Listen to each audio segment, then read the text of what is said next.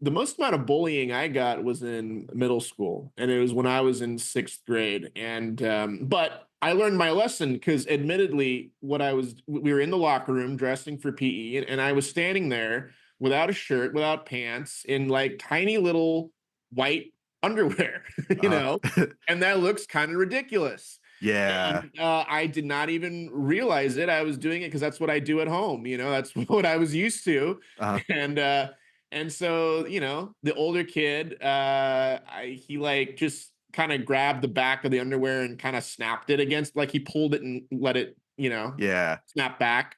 Um, and I remember telling my dad about it, and he just he was, I think, trying to like inspire me to stand up for myself more. Well, why But were you wearing tidy whities in sixth yeah, oh grade? yeah, I was. Like, Yeah, because that was like, I think I switched to boxers by like second grade. yeah. It's I think I switched.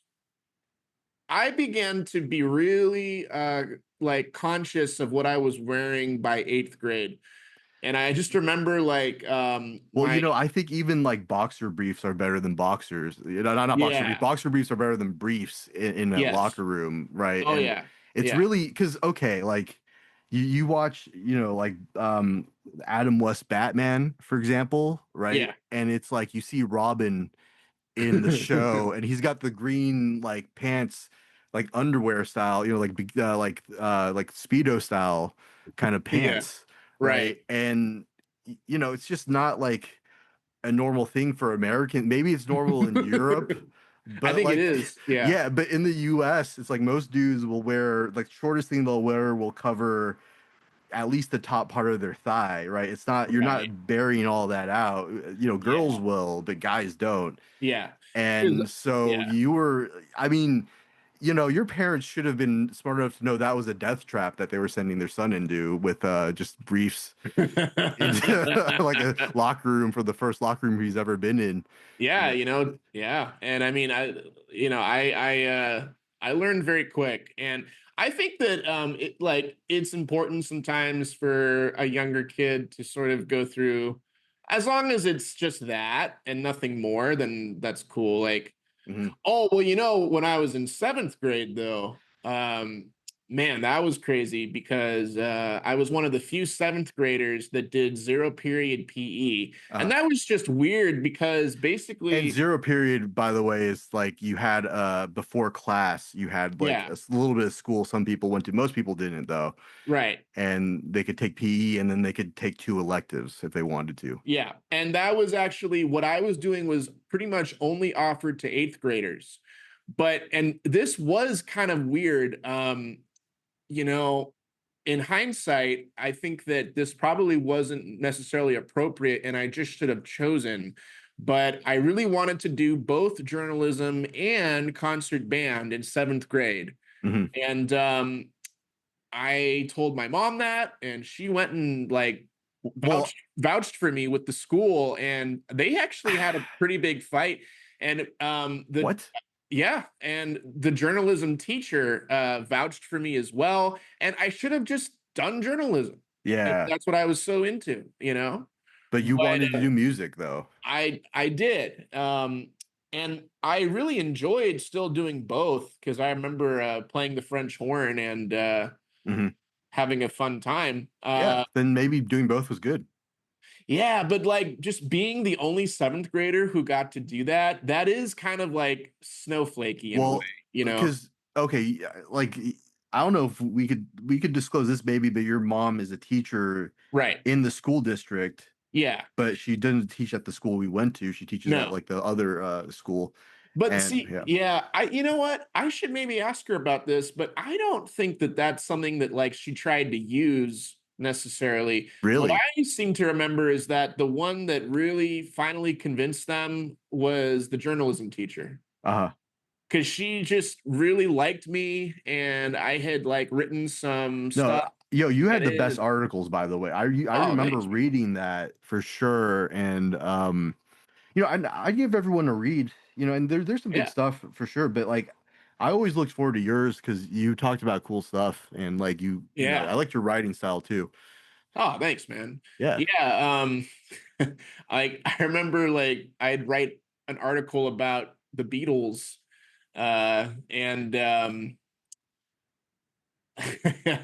remember one time I we put on like a list that was being passed around all the ideas for article, or no, it was something where we were sharing ideas for articles, and this one kid volunteered talking about something that happened at the school like a month ago, Mhm. and Mrs. Bauer, Oh, yeah, the teacher.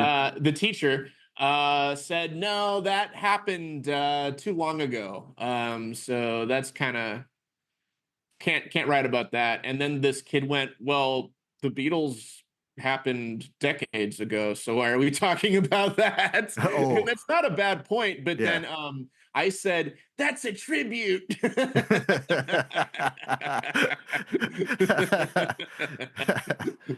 Yeah, um, well, because yeah, I mean, you were like you knew a lot about the Beatles for sure, and like oh yeah, yeah. Floyd and all the bands. Like, I always thought your taste in music was sick. That's like how we became friends, maybe, kind of. I think it was. Well, and then we were in the same group that went on that big school trip where we were Yeah, out there for the week.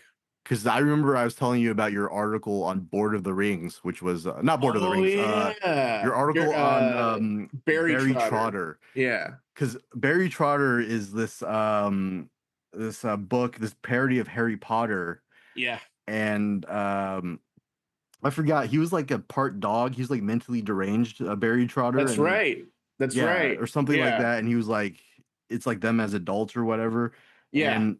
And then I was talking to you about that review that you wrote in the paper, and you're saying, yeah, I wanted to do Board of the Rings, but like the teacher was saying that maybe that book was not too a good, good for kids to read. Wow. See, I don't even remember necessarily having that conversation with her about Lord of the Rings, but that is correct. Lord of the Rings was way more inappropriate than Barry Trotter. Although Barry Trotter, like that was PG-13 for sure. Uh-huh. And then Lord of the Rings was definitely sort of like, well, it was written by the same people that started National Lampoon later. For boy, Barry Trotter or Board of the Rings? Lord of the Rings. Okay, yeah. Yeah, it was written in they like the famous guy for SNL, forget his name now, but Chevy Chase? no, he wrote all these big hit movies in the Oh, 70s, the like writer, yeah. Caddyshack and Christmas Vacation. Animal House. Yeah, yeah. Yeah. And this guy was he's like the main writer for those. So he was one of the people who wrote Lord of the Rings. But they all met at Harvard. And back Yeah. then they called them their group the Harvard Lampoon. So that's the official author of Lord of the Rings. I remember reading your articles. I thought they were creative, or they had they had these interesting topics that most people weren't talking about. I remember I forgot who someone was writing about this James Bond video game uh in the paper. I remember reading that, and I was Yeah. like thinking yeah, this game sounds kind of boring. But Yeah. No, it was a lot of fun, but yeah, I do still kind of contend that like in hindsight, um it's pretty crazy that our school allowed me to do that, because normally zero period PE, the only Mhm. seventh, like there were seventh graders in there, but that was because they had some kind of learning disability. So they were in a special class as uh part of the daytime. So that right. allowed them to still be in another, like elective. Yeah, they needed the extra help. Yeah. Yeah. So there were two other guys, and anyway, Well, because okay, like I remember this started with you talking about you getting bullied in PE, right. Well, and yeah. I was thinking about like the time you got bullied by the teacher in PE, and I thought that was a funny story where Yeah. I, We're gonna have okay, to we're use other changing names. his name is going to be Mr. Osmond. Okay. Yeah, this is Okay, pretty good. And this is ninth grade. And so this is in ninth grade. This is like Just Oh ha yeah. Shit, you're right. Fuck. Oops. I should try not Yeah, to swear. well, it's okay. It doesn't matter. Okay. Yeah. This was actually sixth grade. Yeah. Uh, And we're brand new to middle school, and I was born with a club foot, which means that if people that don't know, it would not straighten properly, like it was crooked. And so soon after I was born, they operated on it. And now, as a result, it did not grow at the same rate as the other foot. Same with the leg, but while they corrected the leg stuff later on for a while, there was a whole thing with the fact that my left foot was smaller than my right. And I just remember my mom made such a big deal out of it. And like I would be in the car with her and we would have to go to special, like, according to her, and mm. I don't know, this seems a little funny, but like, according to her, like, there was only one shoe store in all the town that like was cool with me putting on one size shoe for the right foot and a smaller size shoe for the left foot. Otherwise, they wouldn't let you do this. And I don't know if that's true, but I know according to that her, sounds true to me because like most places would probably be like, well, I want to sell one pair of size 16 and one yeah, pair of size 15. And if I have to take one from each, it's gonna cut into my margins or cut into like labor having to figure that problem out. I guess that does make sense in a way. Um, Yeah, because well, all well, right, what's yeah. up with you and shoes for kids? Because there's this store called Yeah. Howard's Shoes for Kids, Yeah. and you used to say all the time whenever it's like, Man, if I had a wife and kids, I would just walk into the living room and say, "Honey, I'm going to Howard's Shoes for Kids." It's kind of like your hangout place, right? Yeah, well, or like you're getting your daughter ready for her ballerina recital, and like the snap uh or the one of the straps gets a little ripped, Uh, and you just yell out into the next, "Honey, we better go to Howard's this weekend," you know. right. Maybe you're just like, you're driving your kids to school on a Monday, right? And Yeah, you're looking. You should be looking at traffic, but you're also looking in the hind mirror to see what right. shoes your kids are wearing, and you're looking outside, seeing the shoes that other kids are wearing, and you're just thinking like, "Hey kids, don't you want to wear some cool new shoes like those instead of the lame ones you got on?" Just to, make sure you're able to go to Howard Shoes for Kids.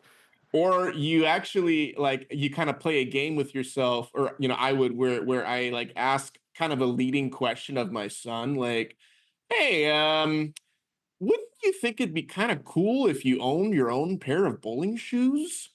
And like, my son's like, "I don't know. Oh, come on. I think it would be kind of cool." Something like that. Like, you just try to get an excuse to go to Howard's. Yeah, no, for sure. And then also like maybe, you're inviting your friend to work from maybe your longtime friend over for dinner, right? And Yeah. you're touring your kids' rooms, and then they open the closet and they see a bunch of like they see swim shoes, they see bowling shoes, they see tap dancing shoes, they see like the metal shoes that you used to wear during when King Arthur was around, like Ronald McDonald clown shoes. You see all these different types of shoes in there, and you're wondering why does your kid have so many shoes? Yeah.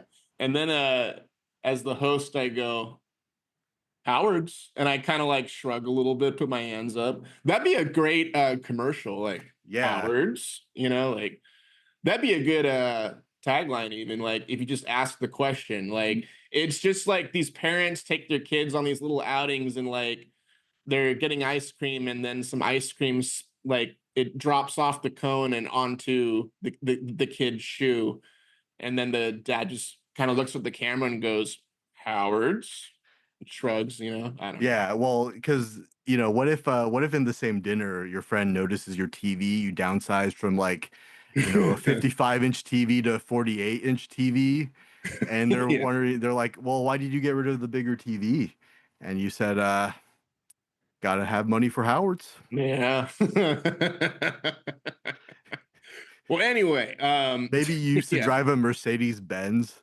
but then you decided to get a Kia, and they're like, "Why did you go from your Mercedes to Kia?" And you just said, "Have you seen my daughter's shoe collection?" Like, It's better than my wife's shoe collection, and there's a difference of 30 years there. maybe when your wife files for divorce, the reason she puts down is because of Howard's, like Talked spending. about he talked about Howard's too much, Well, or also spent too much money there. yeah, or like he tried to set up that joke's not going anywhere. Well, I mean, what if you walk it, the Howard's owner sees you at dinner one day Yeah, and he says, "Hey, have you heard my daughter's going to Harvard?" And right. you're like, "Wow, how do you afford it? It's so expensive now." Yeah. Well, you have a bunch of specialized shoes for each of your kids at each of their ages. And my daughter has a Harvard education, so it seems like a trade. That's Yeah. It seems to work out. Plus, you're always talking about Howard's with everybody else in town. Like you're at the local grocery store and you see a neighbor and somehow you try to bring up Howard's into the conversation. And even if it's kind of artificial, like they go, "Oh, so yeah, my little Billy's trying out for soccer. Oh, well, have you been to Howard's to get his shoes?" yeah, Like it's that's like you crazy because always you're like, not only are you buying the shoes, you're signing your kids up for soccer because you bought the shoes. right, Like it's not the exactly. other way around, Yeah, So yeah. it's like No, maybe like little Billy's in Boy Scouts. He was in right. soccer. He's in bowling. He's in Tap clown. dancing. Yeah, Yeah. Like you choose their activities based on whatever shoes Howard has out on display. right. And then what if Howard has slippers like shark slippers or something? Maybe you wear those at the aquarium right there. Yeah. Yeah. Son, put on your aquarium shoes, the ones that I got you last Monday, like your last week. All Dad, right. Does everybody have their other pairs of shoes? Yes, Dad. my clown shoes are a little small. All Oh, right. better make a little stop on the way. And it's just like you know, how come you always wear the same shirt and same pants like Doug from the cartoon or some cartoon character? Yeah. And your Billy says, well, my dad likes to buy all my clothes in bulk, but all my shoes are unique. Like, If you'll notice, I have a different pair of shoes on each day, but just I usually wear the same outfit though. yeah. Well, Well, anyway, yeah. I guess we took a tangent, but yeah. sorry about that, but we got to No, go no, back no, to. no, that was great. Well, I apologize to the audience. Oh. Yeah, but so in my mind, I was pretty obsessed with my foot because my mom would constantly like be writing notes to the PE teacher that I had to go bring, or she'd meet with them. His left foot is shorter than the right foot, and it gets more sore faster, and it hurts when he runs, and blah blah blah blah blah. So that was a really big deal for her. Mhm. And then for sixth grade, this was so important that I go and I tell my PE teacher, Mr. Osmond, as soon as I could about my condition. And so I had like the little doctor's note ready, and I think a note from my mom ready, and all this stuff. And we're in the locker room, and the PE teacher's office is in the locker room too. And so I'm already really intimidated by just the whole environment in there because, it's like, like the first week of sixth grade. So Right. Wait, I'm so wait, were very, you there alone or? when I talk to him, yeah, Yeah, okay. yeah. So Mr. Osmond, by the way. yeah, to Mr. Osmond. And so I was very timid, and I sort of like walked over to the office, and he was sitting at a computer there, and there was another PE teacher there, uh, Mr. Burry, and he was also on a computer. So Mr. Burry, you remember him, Well, he was kind of a hard ass at yeah, times, well, because he was okay, like he was the only teacher that ran with the students. which was actually really cool. Yeah, which was really cool. Like Yeah. he like if the students would run 2 laps, he'd run Yeah. 2 laps with the students. Right. Yeah. And Yeah. and he did push-ups with the students. He like did Yeah. all the exercises. Yeah. And then no, he was the great teacher. And honestly, like I was like a fat little kid in 6th grade, and I wasn't like I was walking around and everything. I wasn't. But by when in 8th grade, I started running pretty Yeah. good, and it was so good to be in his class too. Just like being able to run and being able to kind of Yeah. he's a good teacher. Like Yeah. yeah, but he's I also kind of yeah he wears a backwards cap and sunglasses and he runs yeah. with you. And I kind of remember just like because all the PE classes, there were at least 4 or 5 going on at the same time, and we were out in this kind of giant court. There was a basketball court in there. There were some other there's like a volleyball area and all this stuff, and there were just areas where there were numbers where you sat when you lined up for a class, it, all this stuff. And so you could kind of hear, because it's an open area, what was happening with the other classes. And I just remember always hearing Mr. Burry yelling. Hmm. And so I got the impression that he was kind of a hard ass. And I did hear from other people, like a friend that I had back then. I think you might, yeah, you know who Yeah. he is.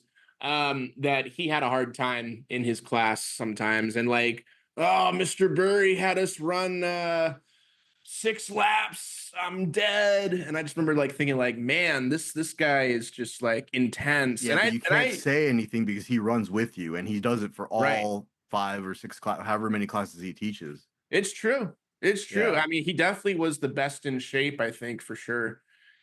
But Yeah. anyway, and I think that Mr. Burry's thing is he he did not like weenies. You know what I mean? Any kid that was timid, or like not trying or like whining, I think that's what he would kind of like be a hard ass about. That's just the impression I got. Yeah. And maybe I'm only saying this based on this story. Anyway, what happened was so as I remember, the doorway, I was closest to Mr. Burry. He's on one computer. And Mr. Osmond. Mr. Osmond's on the further end of the office on another computer. So I was furthest away from Mr. Osmond, and he was my teacher. And so I say in a timid voice, Mr. Osmond. I'm trying to get his attention. Mhm. And I did not hear Mr. Osmond say yes. Yeah, he I was was probably looking probably, down. yeah, I was probably so nervous that I didn't even register. So then I said it again, Mr. Osmond. And he probably said yes again, but he didn't turn around to face me, right? He just kind Yeah. of stayed looking at his computer, but he was saying yes. He was acknowledging me, Uh, Mr. Osmond. And then finally I heard him say yes to acknowledge me. yeah. And then I did realize, it dawned on me that I had just said this 3 times and he probably had heard me already. And as soon as I did that, Mr. Burry, as I, realized that, Mm. Mr. Burry makes fun of my voice and he goes, Mr. Osmond. And Mr. Osmond's like, yes, to him. And then that's when he turned and he had a smile on his face. Yeah. That's funny. That was pretty good. Honestly, though, it's kind of bullied, but it's kind of funny, at the end of the day. It Like, is funny. because you gotta, I think that's cool because you just gotta learn, like, look, you just gotta say what you gotta say and not kind of Exactly. like, hey, do you want to hear what I have to say? Kind of, you just gotta Yeah, just say it exactly. and be confident with what you have to ask or what you have to bring up or what issue you Right. have to bring up. Exactly. And people will respect that over just kind of timidly, kind of. Yeah. Just kind of saying it over and over. Yeah, I mean, that would probably annoy me if a kid was like that and I was a teacher and I'm like, yeah, I'm saying yes, but I'm in the middle of something, And like maybe that's just the funny way of you realizing it without having the teacher have to directly say, look, don't be a weenie. Just like he'll exactly. kind of, so that, in reality, I don't know. That's, Well, to tell you the truth, I think that if instead of how it had gone down, like Mm, somehow Mr. Burry or Mr. Osmond said, "Hey, so Justin, we said yes the first time. You should have more confidence or something." right. I would probably that wouldn't have stayed as big of a memory in my mind as this was. It really kind of taught me a good lesson about Yeah. being assertive, Mhm. which I think that's what he was trying to get at. And like, for a moment, I felt kind of humiliated. But then the interesting thing about all that is that I then proceed to tell, I was born with a club foot, and Yeah. it has a curve, and then I was operated, and then it got straightened, Yeah. it's very long winded. And then my mom wrote this note, and then my doctor wrote this note, and then Well, he yeah. like he like doesn't really even he just kind of glances at it and goes, all right, so here's the thing, Justin, like I don't care about any of that. All I want is that you try your best, and I will definitely be able to tell if you are or aren't, and that's what matters. Yeah.